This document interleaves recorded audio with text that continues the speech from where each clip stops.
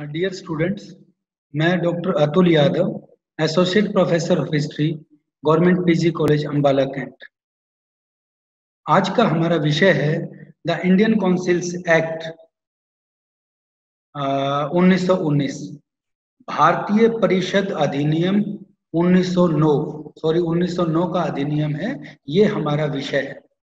जब हम इतिहास को पढ़ते हैं तो जब भी इतिहास को पढ़ा जाएगा या देखा जाएगा तो स्थान को और उस काल को पढ़ा जाता है कि काल कौन सा है और स्थान कौन सा है। तो हम 1909 का ये अधिनियम पढ़ रहे हैं, तो 1909 के अधिनियम में आपको 1909 की चीजें ध्यान में रखनी होंगी, या भारत का जो स्वतंत्रता आंदोलन चल रहा था वो स्वतंत्रता आंदोलन 1909 में किस लेवल पर था, ये देखना पड़ेगा। और दूसरी चीज ये देखनी पड़ेगी कि जब भारत में अंग्रेज सत्ता है तो अंग्रेज सत्ता से आप क्या लगाएंगे कि आपको इसके भी पीछे जाना पड़ेगा। अब पीछे जाने में क्या चीज सामने आएगी आपके कि 1909 का टाइम है, तो हम जब भी इतिहास को पढ़ते हैं तो उससे पहले की घटना हमें देखना जरूरी होगा, जिस वजह से हम उस घटना को पढ़ रहे हैं। अर्थात 1909 को पढ़ रहे हैं तो हमें 1909 को पढ़ने से पहले 1892 का 1800 उससे पहले का यानी 1909 से पहले की वो चीजें पता होनी चाहिए। तो एक चीज हमारे पास सामने आएगी कि जब भी भारत के स्वतंत्रता आंदोलन को पढ़ा जाएगा तो उसमें 1857 ईस्वी के जन आंदोलन का जिक्र जरूर होगा। तो जब उसको पढ़ते हैं उससे पहले हम इस अपने टॉपिक का थीम देखते हैं कि हमारा थीम क्या है। तो थीम में आता है the Indian council act of 1909 is also known as Morley Minto reforms. अब मार्ले मिंटो रिफॉर्म्स क्या है वो मैं आपको इसके अंदर बताऊंगा कि जो मार्ले मिंटो रिफॉर्म्स जैसे लॉर्ड मॉर्ले थे या मिंटो थे, उन्होंने क्या क्या किया था और वो कौन कौन व्यक्ति थे, वो आपके पास चीजें आएंगी कि इनको इनके नाम से क्यों जाना जाता है। तो ये क्या कारण था कि वो सीधे इन्हीं के नाम से हो गया और 1909 का एक्ट आया। तो एक इनमें से जो थे गवर्नर जनरल थे, भारत के गवर्नर थे, और एक भारत मंत्री थे। is also known as parliamentary reforms. It was instituted to placate the moderates, जो कांग्रेस के अंदर जो मॉडरेट्स थे उनको खुश करने के लिए चीज थी, and introduces separate electorates on the basis of religion. धर्म के नाम पे अलग जो चुनाव प्रणाली लागू कर दी गई थी। Therefore lord Minto came to be known as father of communal electorate in India. Bharat के अंदर अगर सांप्रदायिक चुनाव प्रणाली का पिता कहा जाता है तो वो लॉर्ड मिंटो को कहा जाता है।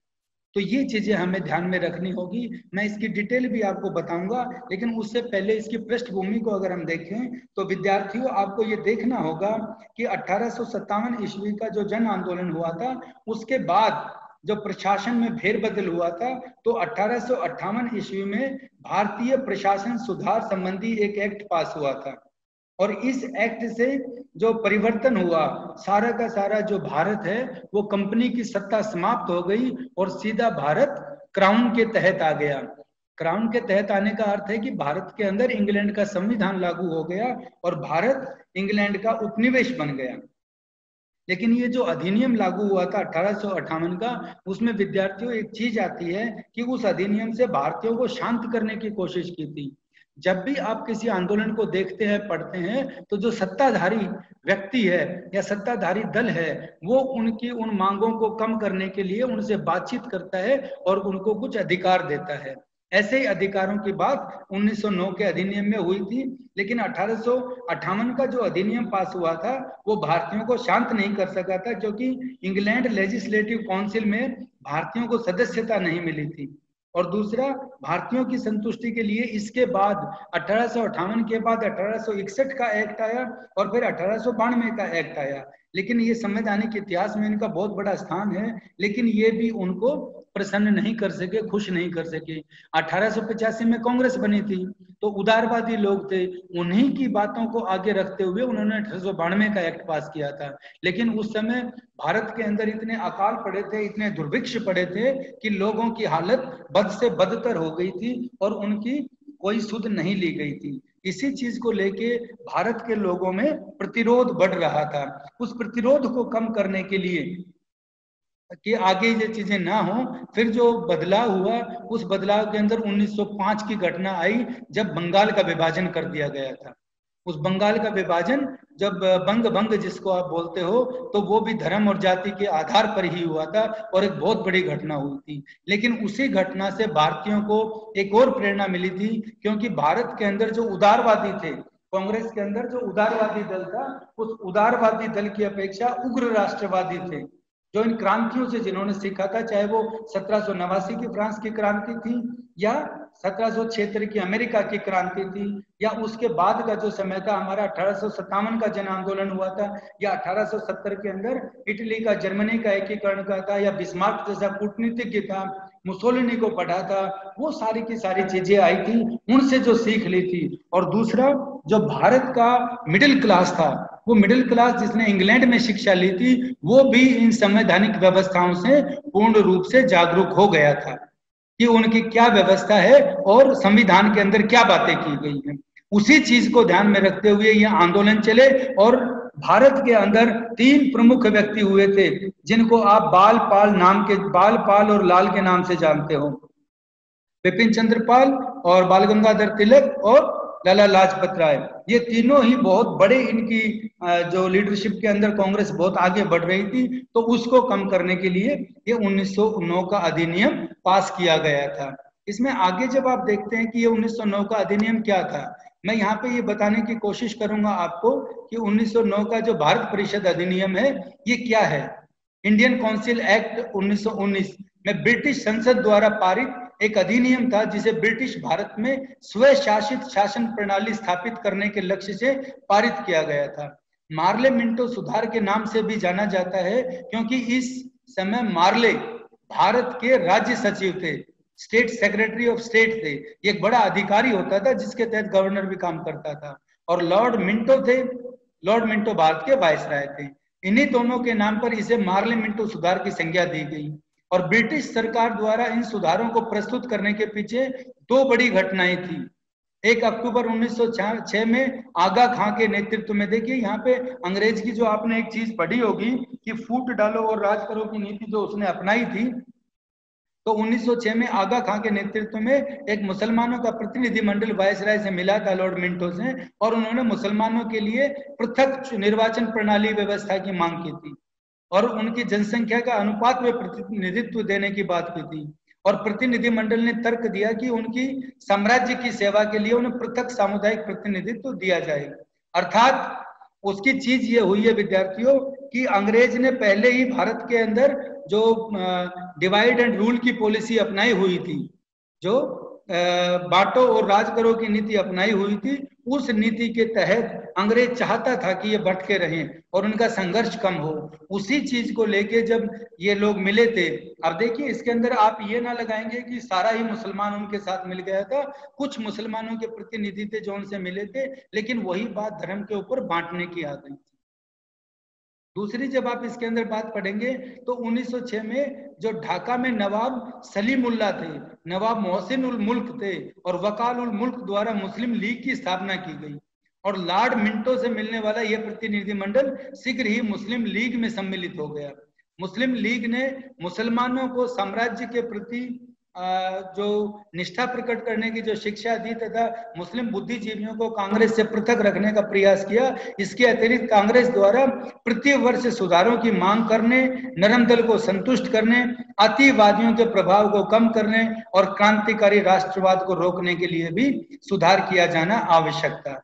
इस स्लाइड के अंदर विद्यार्थियों मैं आपको कर्सर से दिखा रहा हूं कि आप ये चीज देखिए कि वो सारे के सारे जो नेता थे, चाहे वो सलीमुल्लाह हो, चाहे मोहसिन उल मुल्क हो, चाहे वकार उल मुल्क हो, वो सभी मुस्लिम लीग में शामिल हो गए। और यहाँ ये चीज ध्यान देने की आपके लिए कि जो मुस्लिम बुद्धिजीवियों की जो बात आई थी, वहां पे एक ही संगठन था जो कार्य कर रहा था, कांग्रेस का संगठन। और इस अध्याय से पढ़ने से पहले आप जब ये पढ़ेंगे कि कांग्रेस का संगठन क्या था, कांग्रेस का निर्माण कैसे हुआ था और कांग्रेस एक राष्ट्रीय दल के रूप में आ गया था, उस कांग्रेस की कार्य प्रणाली को कमजोर करने के लिए, और उसमें से भी जब वो 2 भागों में बटी हुई थी, उदारवादी और उग्र राष्ट्रवादी, तो जिनमें आप क्रांतिकारी भी उनको कह सकते हैं, उसको कम करने के लिए ये तरीका अपनाना था और इनको दो भागों में बांट देना था। और क्रांतिकारी राष्ट्रवाद जो चल रहा था, वहां पे आप देखेंगे कि ये क्रांतिकारी राष्ट्रवाद कौन सा था, जो रूस के अंदर भी चल रहा था। उस चीज को कम करने के लिए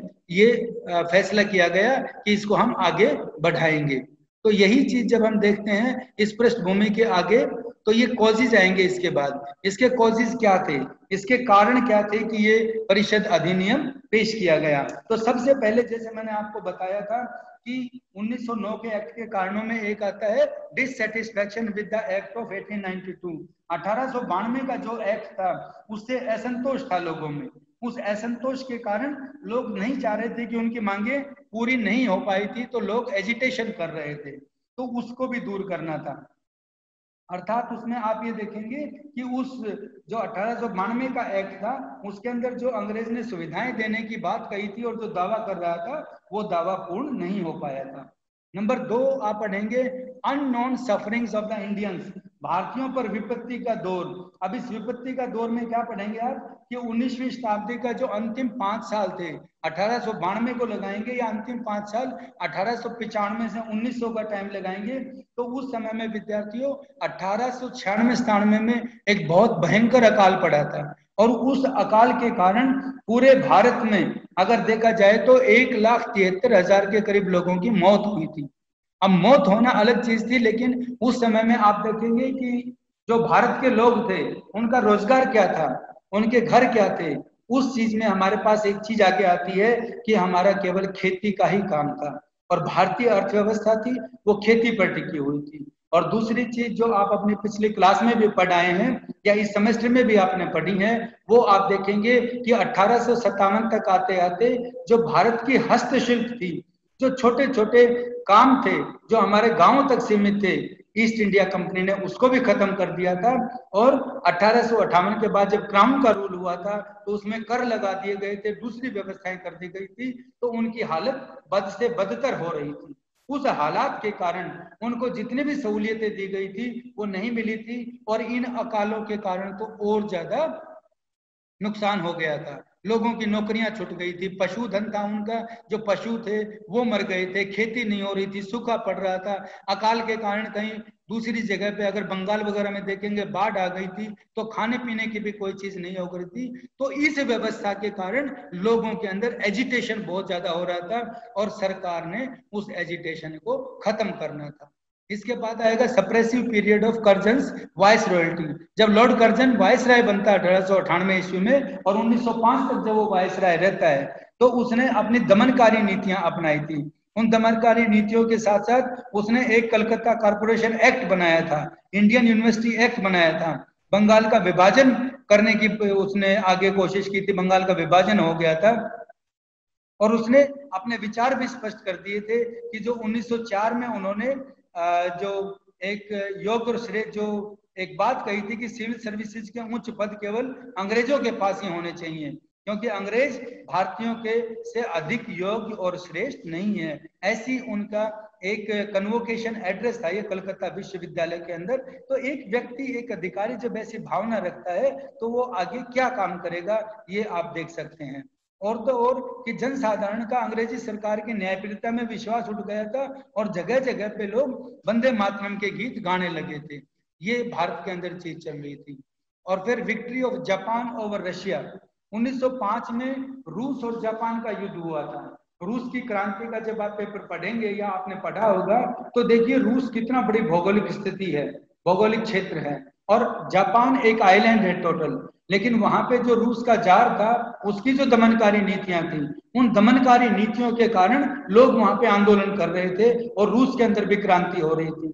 तो जो राज्य की शक्ति थी वो कम हो गई थी और रूस और जापान ने रूस को इस युद्ध में हरा दिया था। एक छोटा सा मुल्क है, बिल्कुल द्वीप की तरह का जापान, और उसने इतने बड़े मुल्क को हरा दिया। तो उससे भारतीय जो क्रांतिकारी थे, जो भारतीय आंदोलनकारी थे, उनको बूस्टअप मिला, उनका साहस बढ़ा और वो भी इनके खिलाफ होने लग गए। फिर आपके पास है रोल ऑफ एक्सट्रीमिस्ट लीडर्स। उग्रवादी जो उग्र राष्ट्रीयता के विचारधारा थे, उग्रवादी विचारधारा थी, जो उग्र राष्ट्रवाद था, उसके जो नेता थे, जिनमें मैंने पहले भी आपको बताया था कि लाल बाल पाल की हम बात कर रहे थे, तो बाल गंगाधर तिलक थे, लाला लाजपत राय थे और बिपिन चंद्र पाल थे। इन्होंने इतना ज्यादा अपनी लीडरशिप के अंदर लोगों को इकट्ठा कर लिया था कि वो एक चैलेंज बन गए थे। और इतना ही नहीं, बाल गंगाधर जो तिलक थे, उन्होंने तो एक शिवाजी उत्सव और गणेश उत्सव भी मनाने शुरू कर दिए थे लोगों को इकट्ठा करके। तो इनकी जो चीजें थी, इनकी मांगे थी, इनको पूरा करने की बात आ रही थी। फिर पॉइंट है आपके पास, role of extremist leaders, sorry, humiliation of Indian abroad. जो विदेशों में भारतीय रह रहे थे, उनका भी ह्यूमिलिएशन हो रहा था, उनका भी अपमान हो रहा था। चाहे वो वहां पे रह रहे थे, लेकिन उनको भी वो अधिकार और वो इज्जत मान नहीं था जो उनको मिलना चाहिए था। तो जो विदेशों में भारतीय रह रहे थे, वो भी इनके विरुद्ध हो रहे थे। फिर है समाचार पत्रों और जनसभाओं का प्रभाव। जो पब्लिक मीटिंग और समाचार पत्र प्रकाशित हो रहे थे, जिनके ऊपर आपने पहले भी पढ़ा था, लॉर्ड लिटन ने इनके ऊपर प्रतिबंध लगाया था, तो उससे भी लोगों में जागरूकता ज्यादा आ रही थी। इसके अलावा इकोनॉमिक डिसकंटेंट था, भारत में आर्थिक असंतोष था। जब उन्होंने अकाल पड़ रहे हैं, भीषण अकाल हो रही है, बाढ़ आ रही है, खेती नहीं हो रही है, और उसके साथ साथ उनके ऊपर कर लगा दिया गया है और कर को भी जबरन वसूला जा रहा है, तो वो जो आर्थिक रूप से लोगों के अंदर असंतोष था, वो भी इसका कारण बना। फिर आपके पास है role of Indian National Congress. Bharat में राष्ट्रीय कांग्रेस की जब स्थापना हो गई थी, तो विद्यार्थियों वो भी एक कारण था कि एक बहुत बड़ा आंदोलन, एक बहुत बड़ा भारतीयों को मंच मिल गया था, और वो मंच जहां से इकट्ठे होकर वो अपने मांगे कर रहे थे और आंदोलन कर रहे थे, उसकी भी बातें एक इसमें आ रही थी। फिर आ गया कि appointment of Minto and Morley. Lord Minto और मार्ले की जो नियुक्ति हुई थी, तो लॉर्ड कर्जन जो 1898 से 1905 तक भारत के गवर्नर जनरल रहे थे, मैंने बताया है आपको, उनके जो विवेकहीन कार्य थे और भारतीय वातावरण को जो खराब किया जा रहा था, तो ब्रिटिश सरकार ने उन्हें वापस बुला लिया था। और 1905 के आम चुनाव में उदार दल विजयी रहा था इंग्लैंड के अंदर, और उदारवादियों की इंग्लैंड में मंत्री परिषद बनी थी, और लॉर्ड कर्जन के स्थान पर लॉर्ड मिंटो को भारत का गवर्नर जनरल और लॉर्ड मार्ले को भारत मंत्री नियुक्त किया था। इस नई सरकार ने जो बनी थी, वो भारत के प्रति सहानुभूति रखती थी, और दोनों ही राज्याधिकारी उदारवादी प्रवृत्ति के थे, इनकी विचारधारा सरकार के साथ में मिलती थी।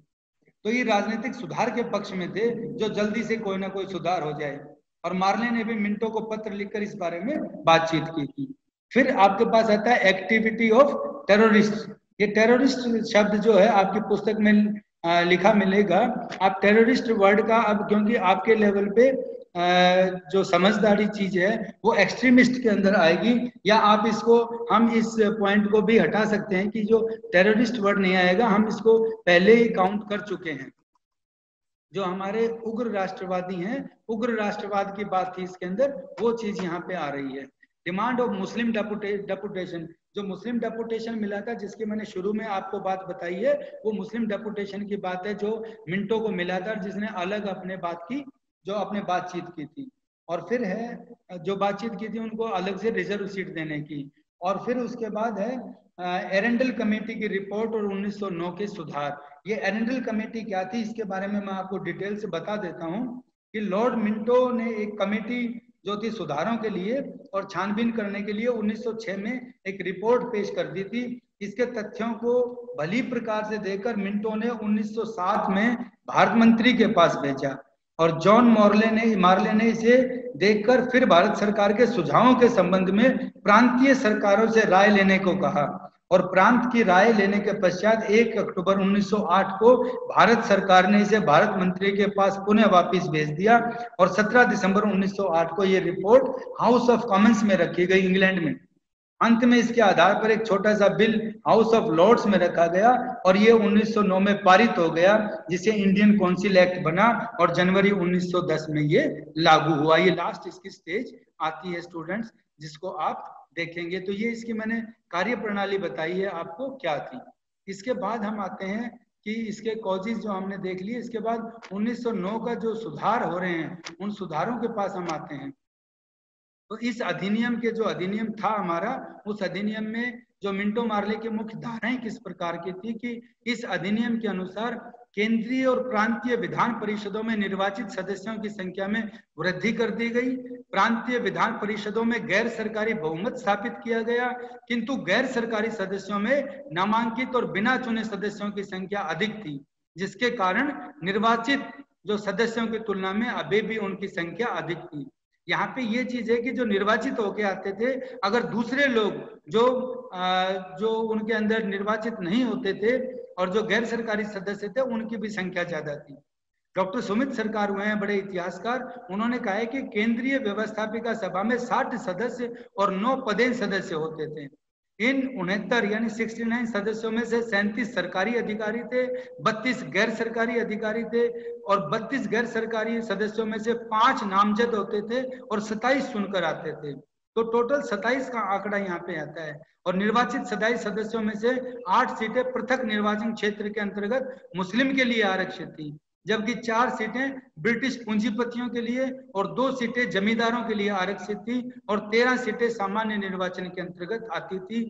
तो ये जो सीटें बटी हुई हैं, जहां मैं कर्सर आपको बता रहा हूं, इसमें अगर आप देखें तो ये जो सीटें बटी हुई थी, इसमें कोई फायदा नहीं रह गया था, क्योंकि ये सारे के सारे जमींदार थे या अधिकारी थे या सरकारी सदस्य थे, वो सरकार के ही पक्षधर होते थे। यहाँ दूसरी चीज है कि निर्वाचित सदस्य अप्रत्यक्ष रूप से चुने जाते थे। स्थानीय निकायों में निर्वाचन परिषद का गठन होता था और ये प्रांतीय विधान परिषदों के जो सदस्यों का निर्वाचन करते थे। प्रांतीय विधान परिषदों के सदस्य केंद्रीय व्यवस्थापिका में सदस्यों का निर्वाचन करते थे। इस अधिनियम द्वारा मुसलमानों के लिए पृथक सामुदायिक प्रतिनिधित्व प्रणाली लागू की गई। ये सबसे बड़ा एक कारण था जो आप पढ़ेंगे और आगे का आपका सिलेबस है वो इसी आधार पे होगा, और जो सारा जो आगे फिर सांप्रदायिकता चलती है वो इसी चीज से आगे बढ़ी है। साथ ही मुसलमानों को प्रतिनिधित्व के मामले में विशेष रियायत दी गई। उन्हें केंद्रीय और प्रांतीय विधान परिषदों में जनसंख्या के अनुपात में अधिक प्रतिनिधि भेजने का अधिकार दिया गया। मुस्लिम मतदाताओं के लिए आय की योग्यता को भी हिंदुओं की तुलना में कम रखा गया। व्यवस्थापिका सभाओं के अधिकारों में वृद्धि की गई। सदस्यों को आर्थिक प्रस्तावों पर बहस करने, उनके विषयों में संशोधन प्रस्ताव रखने, उनको कुछ विषयों पर मतदान करने, प्रश्न पूछने, साधारण प्रश्नों पर मतदान करने, साधारण प्रश्नों पर बहस करने और सार्वजनिक हित के प्रस्तावों को प्रस्तुत करने का अधिकार दिया गया। गवर्नर जनरल तथा गवर्नरों को व्यवस्थापिकाओं में प्रस्ताव को ठुकराने का अधिकार था। गवर्नर जनरल की कार्यकारिणी में एक भारतीय सदस्य को नियुक्त करने की भी व्यवस्था की गई और ये पहले सदस्य थे सत्येंद्र सिन्हा। तो यहाँ पे ये जो आप देख रहे हैं कि ये जो सांप्रदायिक चुनाव प्रणाली लागू की गई और ये अधिकार दिए गए, ये प्रैक्टिकल नहीं होंगे आगे जब आप इसकी कमियां को पढ़ेंगे।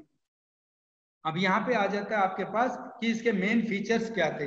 अब मेन फीचर्स में आता है कि एक चीज हुई जिसका हमें नुकसान हुआ लेकिन उसका हमें लाभ भी हुआ था। सबसे पहले आएगा केंद्रीय लेजिस्लेटिव काउंसिल की संख्या में वृद्धि, expansion of the legislative council. उनकी संख्या में, जैसे मैं पहले बता के आया हूं आपको, कि उनकी संख्या में वृद्धि हुई। नंबर 2 पॉइंट आता है आपके पास कि प्रांतीय विधान परिषदों की संख्या। इन प्रांतीय जो विधान, expansion of the provincial legislative council, कि इन प्रांतीय केंद्रीय लेजिस्लेटिव काउंसिल की जो भांति प्रांतीय विधान परिषदों की संख्या भी बढ़ी और इसके अनुसार मद्रास, बंगाल और बंबई, इनकी संख्या 20 से 50 कर दी गई और उत्तर प्रदेश की विधान परिषद की संख्या 15 से 50 कर दी और पंजाब, बर्मा और आसाम की विधान परिषदों की जो अधिक से अधिक संख्या 30 कर दी गई और इनकी वास्तविक संख्या 1909 के सुधार जो किया गया उसमें 52, 47, 47, 47, 25, 44 और 25, 16, तो इस तरीके से जो केंद्रीय लेजिस्लेटिव काउंसिल थी और प्रांतीय लेजिस्लेटिव काउंसिल थी, उनके सदस्यों की संख्या बढ़ा दी गई। तो इस प्रकार ये 1909 का जो अधिनियम है, इस अधिनियम के अंदर ये कुछ चेंजेस हुए। एक तीसरा आता है आपके पास non official majority in the provincial legislative council. यहाँ पे मैं विद्यार्थियों आपको फिर पिछली स्लाइड पे लेके जाऊंगा कि गैर जो नॉन जो वो थे जिनको मैं बढ़ा रहा था कि नॉन ऑफिशियल से प्रांतीय विधान परिषदों में जो गैर सरकारी बहुमत था, ये आप गैर सरकारी बहुमत की बात कर रहे हैं, वो अधिक था। वही चीज इसके अंदर आपके पास आएगी कि जो गैर सरकारी बहुमत था उसकी वो बढ़ा दी गई थी चीजें, जो नंबर था उनका। फिर है सांप्रदायिक चुनाव प्रणाली, जिसका मैंने पीछे भी आपको हाईलाइट करके बताया था कि जो कम्युनल इलेक्टोरेट्स जो बना दिया गया था वो गलत हुआ था। फिर है आपके पास right and functions of legislative council enlarge, विधान परिषदों के सदस्यों के अधिकारों में वृद्धि की गई, वो अधिकारों का वर्णन मैंने आपको किया था। कार्यकारी परिषद के अधिकारों में वृद्धि एग्जीक्यूटिव काउंसिल के भी कर दिया, और एग्जीक्यूटिव काउंसिल का जो क्षेत्र है अधिकार के साथ साथ उसके आकार में भी वृद्धि कर दी गई, उसके नंबर बढ़ा दिए गए, और जो उनकी जो इनकम थी या उनके जो वेतन था वो भी बढ़ा दिया गया। वो सारी चीजें आप इसके अंदर देखेंगे। उसके बाद आपके पास आता है no provision for representation of certain representation part of India, of certain representation part of India, जो भारत के कुछ भागों का प्रतिनिधित्व से इसमें वंचित कर दिया गया, क्योंकि 1909 के एक्ट में उत्तर पश्चिमी सीमा प्रांत, कुर्ग, अजमेर, मारवाड़, ये कुछ प्रदेश प्रत्यक्ष रूप से गवर्नर जनरल के अधीन थे और इसके प्रशासन की बागडोर भी उसी के पास थी। लेकिन ब्रिटिश इंडिया का जो ये भाग थे, लेकिन यह सब कुछ होते हुए भी इनका एक गैर सरकारी सदस्य केंद्रीय लेजिस्लेटिव काउंसिल में नहीं था और न ही प्रदेशों को चुनाव क्षेत्र बनाया गया था। ये इसकी कमियों में आता है। फिर प्रतिनिधित्व के संबंध में मुसलमानों को खास रियायतें, special concession to the Muslims in matter of representation, जिसमें मैंने आय की बात भी आपको बताई थी, वो सारी इसके अंदर बताई थी, वो चीजें इसके मेन फीचर्स में आता है। फिर इसके पास आता है आपके पास इसकी डेमेरिट्स क्या थी, इसके सुधारों में दोष क्या थे, ये जो सुधार हुए थे। तो सबसे पहले देखिए कि इसके द्वारा संसदीय सरकार की स्थापना नहीं की गई, जो एक पार्लियामेंट्री फॉर्म ऑफ गवर्नमेंट है उसका गठन नहीं किया गया।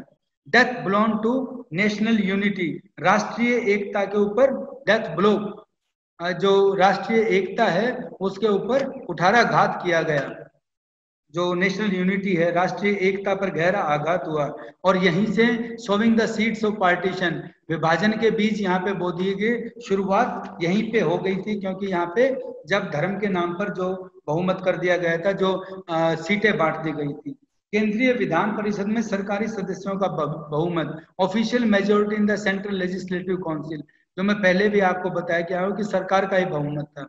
The power of the members of legislative council were strictly limited, विधान परिषदों के सदस्यों की शक्तियां थी वो बहुत सीमित रखी गई थी, उनके पूरे बड़े अधिकार नहीं थे।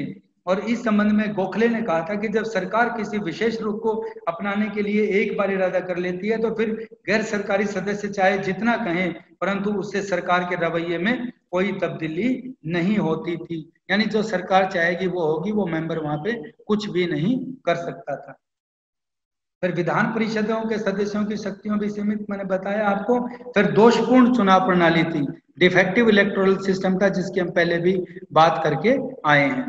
फिर उसके बाद आएगा राजनीतिक समस्या को हल करने में असमर्थता, failed to solve the Indian political problems, जो भारत की जो नरम दल और गरम दल की वो बातें कर रहे थे राजनीतिक रूप से, उसको भी इसने नहीं सोल्व किया था।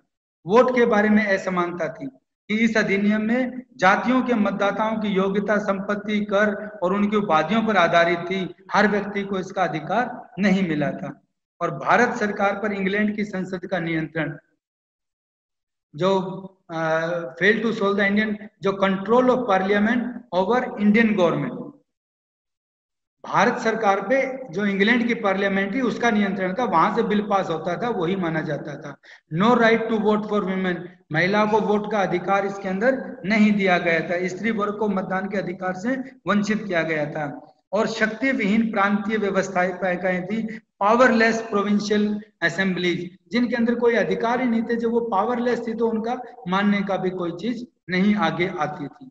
लेकिन उसके बावजूद भी अगर इसको देखें तो इसकी इम्पोर्टेंस भी है, इस एक्ट की एक इम्पोर्टेंस भी बनती है। नंबर 1 है कि कार्यकारिणी परिषद में भारतीयों को स्थान मिला, जो पहली बार हुआ था।